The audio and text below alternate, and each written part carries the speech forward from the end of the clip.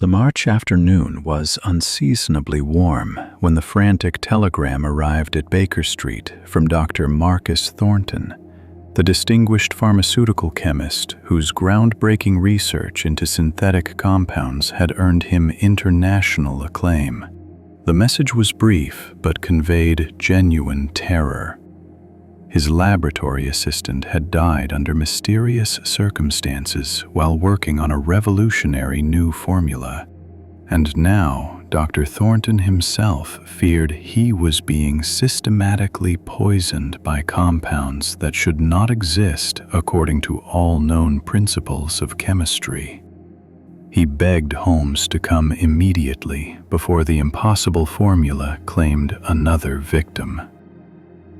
Before I continue with this remarkable case, please subscribe to Detective Sherlock if you haven't already. Your support allows us to keep bringing these mysteries to you. Now, let us proceed. Within the hour, Holmes and I found ourselves in Dr. Thornton's private laboratory in Bloomsbury, a remarkably well-equipped facility that would have been the envy of any university chemistry department in Europe. The room was lined with glass-fronted cabinets containing hundreds of chemical reagents in precisely labeled bottles. Workbenches held various pieces of sophisticated apparatus, including Bunsen burners, retorts, condensers, and analytical balances. And the air carried that distinctive, sharp odor of chemical compounds that was both acrid and strangely compelling to the scientifically minded. Dr. Marcus Thornton himself was a man of perhaps 50 years, tall and spare, with the intense, somewhat distracted manner of someone whose mind habitually dwells in realms of abstract theory rather than mundane reality. His gray hair stood somewhat disheveled. His eyes showed the strain of sleepless nights, and his hands, those instruments essential to any experimental chemist, trembled noticeably as he gestured toward his laboratory equipment while explaining the extraordinary and terrifying situation that had prompted his desperate summons. "Mr. Holmes, Dr. Watson, thank heaven you've arrived. I scarcely know where to begin. My assistant, young Thomas Hartwell, died 3 days ago, under circumstances that defy all rational explanation. We were working together on what I believed would be the crowning achievement of my career, a synthetic compound that could revolutionize the treatment of bacterial infections. But something went terribly wrong. Thomas was conducting a routine synthesis when he suddenly collapsed, exhibiting symptoms I have never encountered in 25 years of chemical research. He died within minutes, and now I fear the same fate awaits me." Holmes moved immediately to examine the laboratory with his characteristic systematic attention to detail. He studied the various pieces of apparatus, examined residues in retorts and beakers, inspected the contents of bottles and vials, and even tested the air quality by holding up strips of chemically treated paper that changed color in the presence of various toxic fumes. I assisted as requested, though I confess my medical training had not prepared me for the complexity of chemical analysis at this advanced level. "Tell me precisely what you were attempting to synthesize," Holmes commanded, his gray eyes fixed intently on Dr. Thornton. "What was this revolutionary compound? And what made you believe it would be effective against bacterial infections?" Dr. Thornton led us to his private office adjoining the laboratory. a room lined with scientific journals and technical references. He pulled out a leather-bound notebook filled with complex chemical formulas and detailed experimental notes. For the past 2 years, I have been working on modifications to the quinoline structure. You may be familiar with quinine, the alkaloid extracted from cinchona bark that has proven effective against malaria. My hypothesis was that by systematically modifying the molecular structure, I could create synthetic compounds with even greater therapeutic efficacy against a broader range of diseases. "A noble ambition," Holmes observed, studying the formulas with evident comprehension. "But you spoke of an impossible formula. What exactly makes it impossible?" "That is precisely what terrifies me, Mr. Holmes. 3 days ago, Thomas and I were conducting what should have been a straightforward synthesis, combining certain aromatic compounds with nitrogen-containing reagents under carefully controlled conditions. We had performed similar syntheses dozens of times before without incident. But this time, something unexpected occurred. The reaction proceeded far more violently than anticipated, producing compounds that should not exist according to all established principles of organic chemistry." "Explain what you mean by should not exist," Holmes pressed. "The products we isolated from that reaction exhibited properties that are chemically impossible. They contained molecular structures that violate fundamental principles of valence and bonding that have been established through decades of careful research. It was as though the very laws of chemistry had been suspended in my laboratory. And when Thomas attempted to analyze these impossible compounds, he was somehow poisoned by them, poisoned by substances that theoretically cannot exist." Holmes examined the chemist's detailed notes with intense concentration, occasionally asking technical questions that demonstrated his own considerable knowledge of chemistry. I had long known that Holmes maintained the chemical laboratory at Baker Street and possessed expertise in various analytical techniques, but his facility with complex organic chemistry nomenclature and theory impressed even Dr. Thornton. "These formulas are indeed unusual," Holmes murmured, "but I see nothing that violates fundamental chemical principles. The structures are complex and perhaps unexpected, but not impossible." "Dr. Thornton, I must ask you directly, is it possible that your assistant's death was not caused by these compounds at all? Could there be another explanation entirely?" "I considered that possibility, of course, but Mr. Holmes, I myself have begun experiencing similar symptoms: unexplained headaches, dizziness, difficulty concentrating, and twice I have collapsed in this very laboratory. I am being poisoned by my own research, by compounds that should not be capable of causing such effects.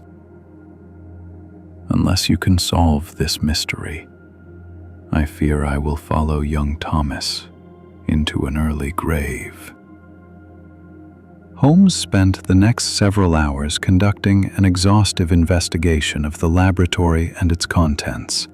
He examined every bottle of reagents, tested samples of various compounds using his portable chemical kit, interviewed the other staff members who worked in the building, and even traced the source of the laboratory's water supply to ensure it had not been contaminated. Throughout this process, he paid particular attention to the ventilation system, the storage of volatile chemicals, and the exact procedures Dr. Thornton and his late assistant had followed in their fateful experiment. "Dr. Thornton," Holmes said finally, I need to examine the actual samples of these supposedly impossible compounds. Where are they currently stored? The chemist led us to a locked cabinet containing several sealed flasks of various substances. These are the products from our synthesis, the compounds that Thomas was analyzing when he collapsed. I have not dared to work with them since his death, though I have continued to experience symptoms even without direct exposure. It is as though the very presence of these substances in my laboratory is poisoning the air itself. Holmes examined the flasks carefully without opening them, holding them up to the light to observe the color and consistency of their contents. Then he did something that made both Dr. Thornton and myself exclaim in alarm. He deliberately opened one of the flasks and took a careful, shallow breath of the vapor rising from it. "Holmes," I cried, "you're exposing yourself to whatever killed the assistant." "On the contrary, Watson," Holmes replied calmly, resealing the flask. "I am confirming my hypothesis. This compound is producing no unusual vapors, no toxic fumes, nothing that would explain the symptoms Dr. Thornton has described. The poison is not in these flasks." "Then where?" Dr. Thornton demanded, his voice rising with anxiety and confusion. "That requires further investigation. Tell me, doctor, when did you first begin experiencing these symptoms? Was it immediately after your assistant's death, or had they begun earlier?" Dr. Thornton considered the question carefully. "I had experienced occasional headaches and dizziness for perhaps 2 weeks before Thomas died. I attributed them to overwork and stress. But they became much worse after his death, occurring daily and with increasing severity." "And your assistant, how long had he worked for you?" "Nearly 6 months. He came highly recommended from the Royal College of Chemistry, a brilliant young man with exceptional potential. His death is a tragedy for science, as well as a personal loss." Holmes's questioning continued along these lines for some time, probing details of Dr. Thornton's recent activities, his relationships with colleagues and competitors, his financial situation, and his professional rivalries. Gradually, a picture emerged of a successful chemist whose groundbreaking research had attracted both admiration and jealousy from others in the field. "Dr. Thornton, you mentioned that your assistant came highly recommended. Who specifically recommended him? And did you conduct any independent verification of his credentials?" "He was recommended by Dr. Edmund Blackwood, a colleague with whom I had collaborated on previous research projects. Blackwood spoke very highly of young Thomas's abilities, and his academic record seemed impeccable. I had no reason to doubt either the recommendation or the credentials." "And this Dr. Blackwood, how would you characterize your relationship with him currently?" Dr. Thornton hesitated, clearly uncomfortable with the direction of Holmes's questioning. "Our relationship has been somewhat strained recently. We had a disagreement about the direction of our research, and ultimately decided to pursue our work independently, rather than continuing our collaboration. There was no serious animosity, but certainly the partnership ended on less than ideal terms." "When did this collaboration end?" "Approximately 7 months ago." "So Thomas Hartwell joined your laboratory just 1 month after you and Blackwood ended your partnership?" "Yes, I suppose that is correct." But Mr. Holmes, surely you are not suggesting that Blackwood would have any reason to harm me. We are both men of science, civilized competitors at worst. Nevertheless, I should very much like to speak with Dr. Blackwood. Where might I find him? The investigation expanded beyond Dr. Thornton's laboratory to include his colleague and former partner.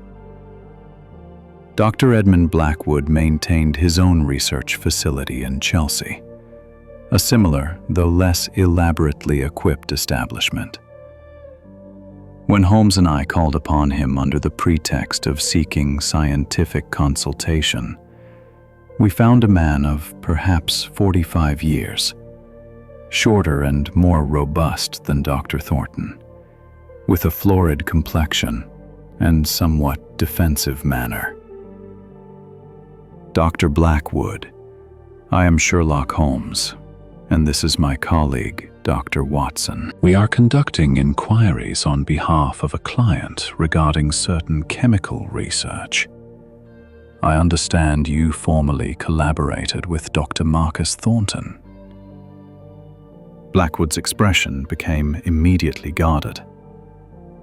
I did collaborate with Thornton for several years, yes, though our partnership ended some months ago due to irreconcilable differences about research methodology and the proper acknowledgement of contributions.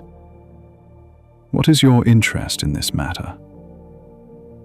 I am investigating the death of Thomas Hartwell and the subsequent illness affecting Dr. Thornton. I understand you recommended young Hartwell for the position. I did. Thomas was a capable chemist, though perhaps not quite as brilliant as his academic record suggested. His death is most unfortunate, but I fail to see how this concerns me. Holmes's questioning continued, probing Blackwood's knowledge of Thornton's current research, his own competing projects, and the specific circumstances under which the collaboration had ended. Through careful interrogation, Holmes gradually established that the dissolution of the partnership had been far more acrimonious than Dr. Thornton had acknowledged.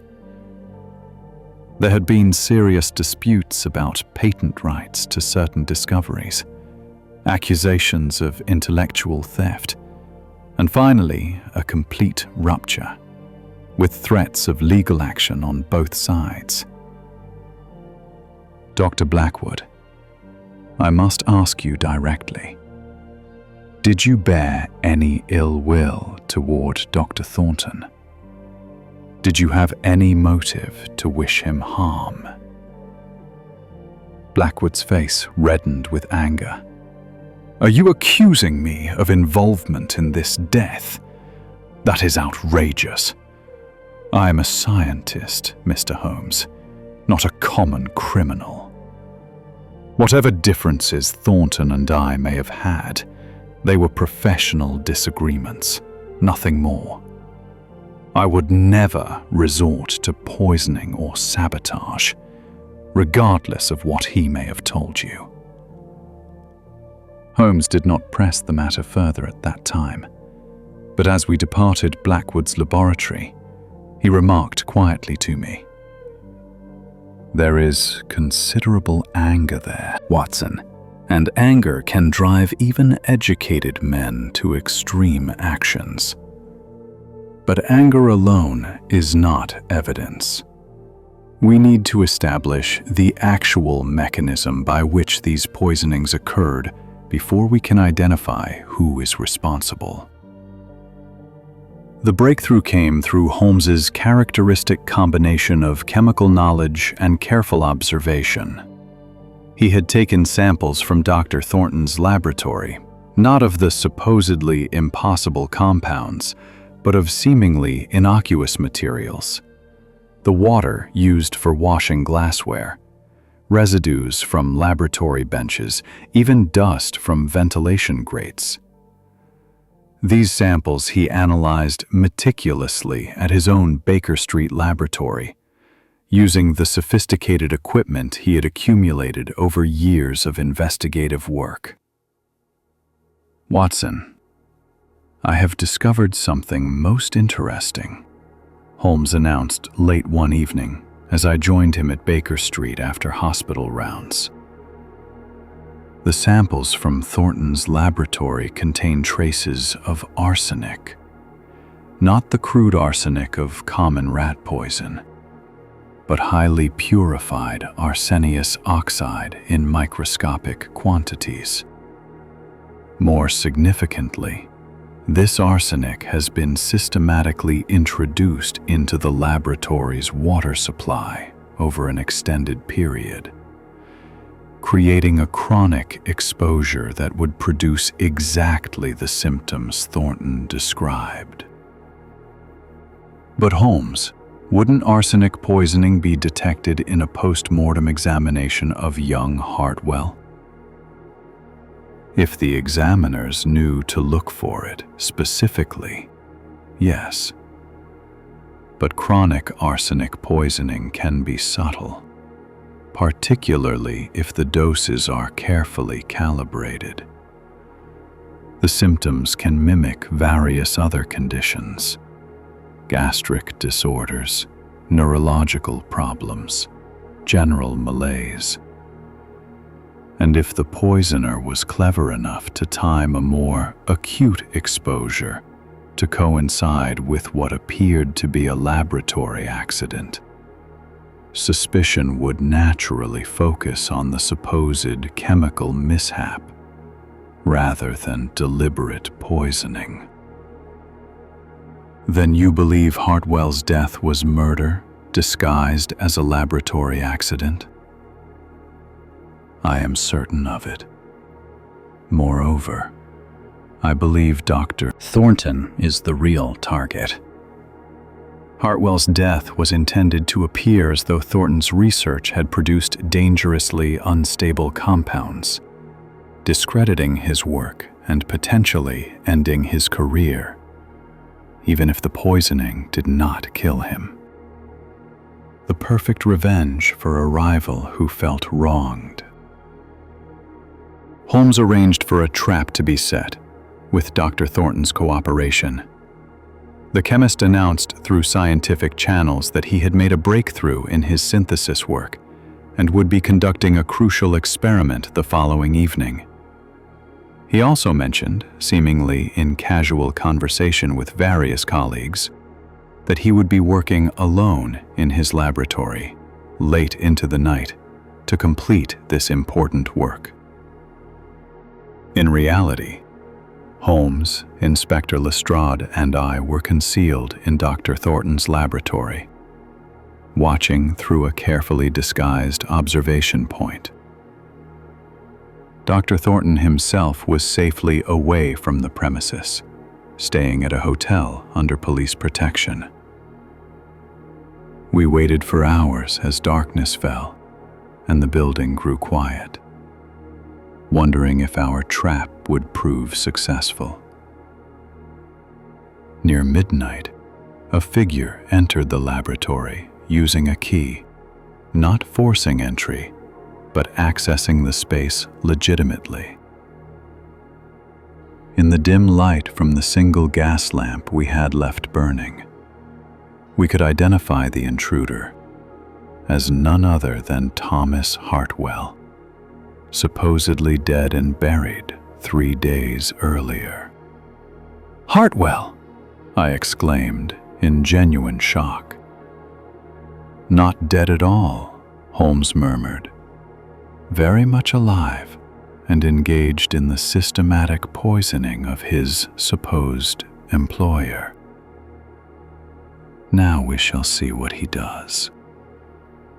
We watched as the young man moved confidently through the laboratory to the water tank that supplied the chemical washing stations. From his pocket, he produced a small vial containing white powder. clearly intending to add more poison to continue the slow murder of Dr. Thornton. At that moment, Holmes, Lestrade, and the waiting constables emerged from concealment. "Thomas Hartwell," Holmes said coldly, "or whatever your real name might be, you are under arrest for attempted murder, fraud, and conspiracy." The young man attempted to flee, but was quickly apprehended. In his pockets, the police found not only the vial of arsenic, but also correspondence with Dr. Blackwood that made clear the entire conspiracy. Hartwell was not a brilliant young chemist at all, but rather a skilled actor and petty criminal, whom Blackwood had recruited and trained specifically to infiltrate Thornton's laboratory. The plan had been diabolically clever. Hartwell would gradually poison Thornton through the laboratory water supply, while simultaneously conducting dubious experiments designed to make it appear that Thornton's research was producing dangerous and unstable compounds. When Thornton inevitably became too ill to work, his reputation would be destroyed and his research discredited. The fake death of the assistant was meant to be the culminating blow, seeming proof that Thornton's work had become lethally dangerous. But the death was elaborately staged, Holmes explained, as Hartwell was led away and Lestrade's men went to arrest Blackwood. Hartwell faked his own death, using a combination of drugs to simulate death-like symptoms, then was smuggled out of the morgue by an accomplice before any detailed post-mortem could be conducted. The body, supposedly buried, was actually weighted cloths in a sealed coffin. It was a bold scheme, and it nearly succeeded. Dr. Blackwood's arrest and subsequent confession revealed the full extent of the conspiracy. The former partner had indeed felt wronged by what he perceived as Thornton's theft of ideas that Blackwood believed were rightfully his. Rather than pursuing legitimate legal remedies or competing through honest scientific research, he had chosen revenge through a campaign of poisoning and reputation destruction that would have left Thornton either dead or professionally ruined. The impossible formula was nothing but a distraction, Holmes explained to Dr. Thornton when the ordeal was finally over. Blackwood knew that you would become fixated on the chemical mystery, searching for explanations in your research rather than recognizing the simple truth. You were being poisoned not by exotic new compounds, but by common arsenic, introduced through your laboratory water supply. The supposed impossibility of the compounds was merely suggestion, your own anxious mind finding patterns that did not exist because you expected to find something impossible. Dr. Thornton looked both relieved and deeply shaken by these revelations. Then my research is sound? The compounds I synthesized are not dangerous? Your compounds are exactly what chemistry predicts they should be: novel, potentially useful, but entirely explicable within established scientific principles. The danger came not from your brilliant research, but from human malice, jealousy, and the willingness to commit murder for revenge. The case concluded with both Blackwood and Hartwell, whose real name proved to be James Morrison, a con artist with a history of impersonation, receiving lengthy prison sentences. Dr. Thornton's health rapidly improved once he was no longer being systematically poisoned, and his research continued to its eventual success. He did indeed develop effective synthetic compounds for treating certain bacterial infections, though not quite the revolutionary breakthrough he had initially hoped for. Several weeks after the case concluded, Dr. Thornton called at Baker Street to express his gratitude to Holmes and to deliver a gift, a complete set of chemical apparatus, including several pieces he knew Holmes did not possess. "You saved not only my life, but my life's work," he said simply. "I can never adequately thank you for that. You can thank me by continuing your research and contributing to scientific knowledge." Holmes replied, "That is the best revenge against those who would destroy rather than create." Blackwood chose to tear down what he could not match. You chose to build and discover. That is the fundamental difference between you, and it is why you will be remembered, while he will be forgotten. After Dr. Thornton departed, I reflected with Holmes on the remarkable nature of the case. An impossible formula that was not impossible at all, but merely a cover for ordinary poisoning. It demonstrates how our expectations can blind us to obvious explanations. Precisely, Watson. Dr. Thornton expected his research to produce unexpected results because he was working at the frontiers of chemical knowledge. When unexplained symptoms appeared, he naturally attributed them to his cutting-edge work, rather than recognizing he was being systematically poisoned by mundane means. Blackwood understood this psychology perfectly and exploited it ruthlessly. He knew that a chemist of Thornton's caliber would immediately suspect his own research if health problems appeared, particularly after a supposed laboratory fatality. The staging of Hartwell's death was particularly audacious, I observed. It was the perfect culmination of the campaign.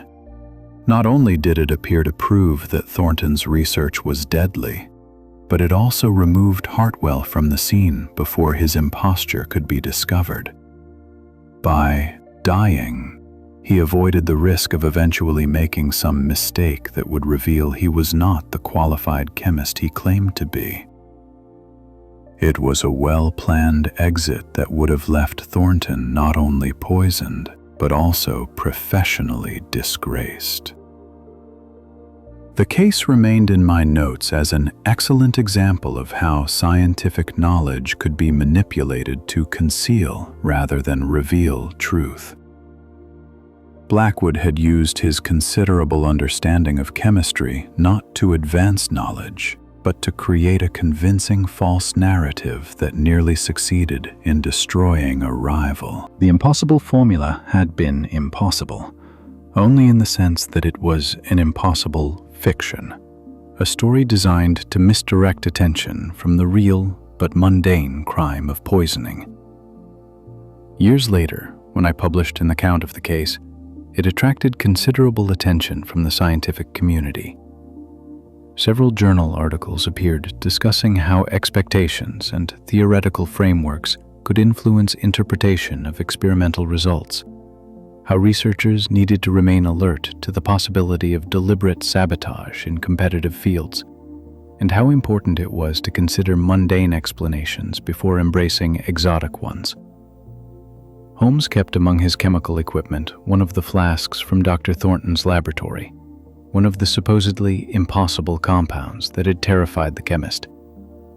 He occasionally used it when demonstrating to visitors how appearance and reputation could influence perception. This compound, he would explain, was described to me as impossible, as violating fundamental laws of chemistry. Yet it is nothing more than a slightly unusual but entirely conventional organic molecule. The impossibility existed only in the mind of an anxious man who had been primed to expect impossibility. It serves as a reminder that we must always test our assumptions against objective evidence, rather than accepting the comfortable narratives we construct. The case also strengthened Holmes's already considerable reputation in scientific circles. Several chemists and other researchers sought his consultation on cases where deliberate sabotage was suspected, and he was invited to speak at the Royal Society about the intersection of science and crime. His message was always the same. Science thrives on skepticism and evidence, and those same principles must be applied when science itself seems to produce impossible results. As I completed my notes on the case late one evening, Holmes was at his chemical bench conducting some experiment that filled the air with acrid fumes and prompted me to open windows despite the cold night air. "Holmes," I ventured, "what exactly are you working on?" "Nothing impossible, I assure you," he replied with a slight smile. "Merely testing a hypothesis about certain dye compounds that may prove useful in forensic applications. The chemistry is entirely conventional, though the application may be novel." "Nothing that will poison us or violate fundamental natural laws?" "I make no such dramatic claims, Watson. I leave impossible formulas to criminals seeking to confuse rather than clarify. Honest science requires only careful observation, logical reasoning, and skepticism about claims that seem too extraordinary to be true. Dr. Thornton learned that lesson at great cost, but he learned it well. His subsequent work has been exemplary precisely because he now questions everything, trusts evidence over theory, and refuses to accept impossibility as an explanation when simpler answers exist. The chemist's impossible formula thus became, in the end, merely another example of how human malice could dress itself in scientific clothing, how jealousy and revenge could masquerade as mysterious phenomena, and how the careful application of reason could dispel even the most seemingly inexplicable mysteries. And in that lesson lay perhaps the deepest truth Holmes repeatedly demonstrated: that the impossible was almost never truly impossible, merely the insufficiently understood or the deliberately obscured.